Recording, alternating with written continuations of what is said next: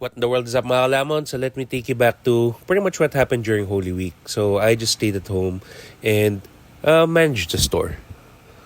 Business was pretty lean dahil kasi since nagmamahal ang presyo ng gas at saka madaming bumabiyahe. Sakto lang. So far, it's pretty chill right now. Bukati pa yung mga tao. Granted dahil kasi it's Monday, Thursday. At ito, maraming mga nasa bisita iglesia at kung kayo man ay nabisita iglesia on this day, I hope ang inyong biyahe ay ligtas at hindi masyadong mabigat. Yeah. Today, business as usual. To entertain the clients, andito yung mga Aspen puppies. All of them got their shots. And business as usual pa rin. So dito sa Eneltar and Service Center, dito sa Danatan, sa Balayan. Sir, tanghagin tapat no? Summer is real. Pero tuloy-tuloy pa rin. From time to time din, may mga pupunta din ng mga kaibigan ng dad ko. So, shoutout sa kanila na pupunta. Ingat. Thank you. Normally for days like this kasi, lalo na pag kukunti lang yung tao, normally we get to, chill. Mga ganitong araw din kasi, normally yung mga kaibigan nung dad ko, yung mga business, mga business friends, mga ganun, ay sumasadya din from time to time. So, mga nakikilala ko lang dito at is, ako kasi since being in the pulse of this for pretty much majority of my life, I started managing the store kasi din, yung isang branch natin. We had 2 branches back in the day kasi, before we moved to the bigger one here. Yung isang yun kasi, parang for every summer for around 6-7 years straight ata yun.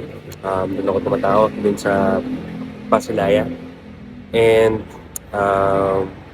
di naman din nawala sa akin yung ins and outs of the car business. It actually, points back dun sa sa pagpunta ko dun sa dealers na dahil kasi doon naman, generational even some other families din, mga ibang dealers din. Mga 2nd to 3rd generation sa rin yung mga nagbebenta ng sa kanila. It's the other aspect, it's the other part of me ba na, it's always there. I will always be there. Kaya teka, may bayaran din.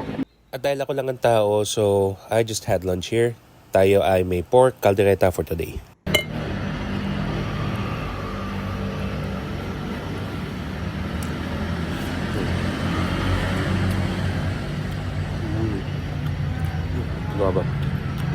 Hot.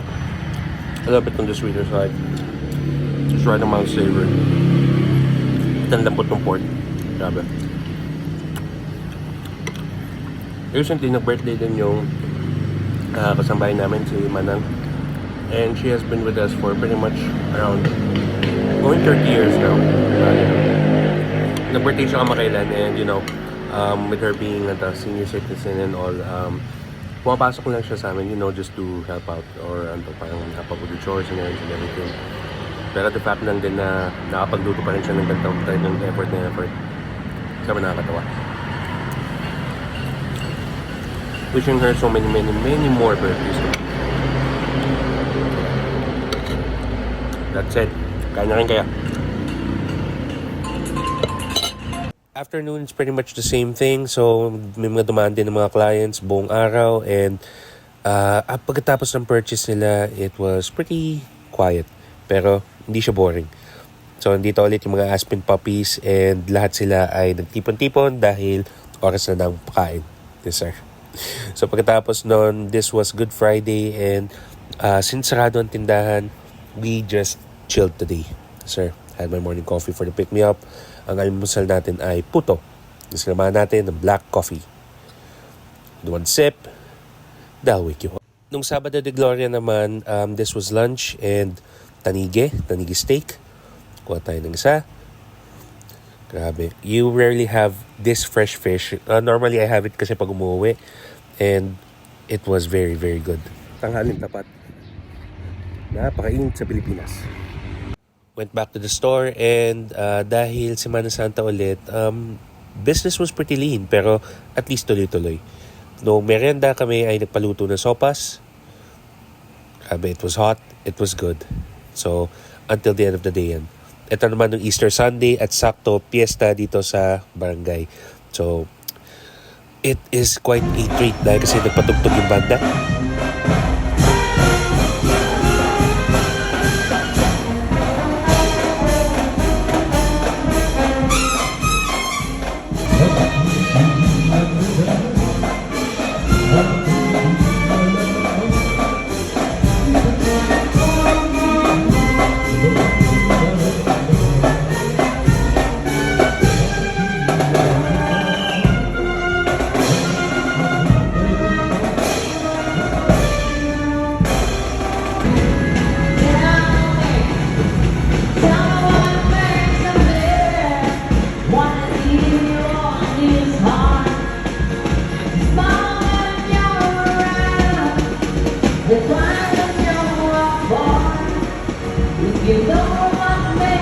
And after a few hours, kami ay paluwas na.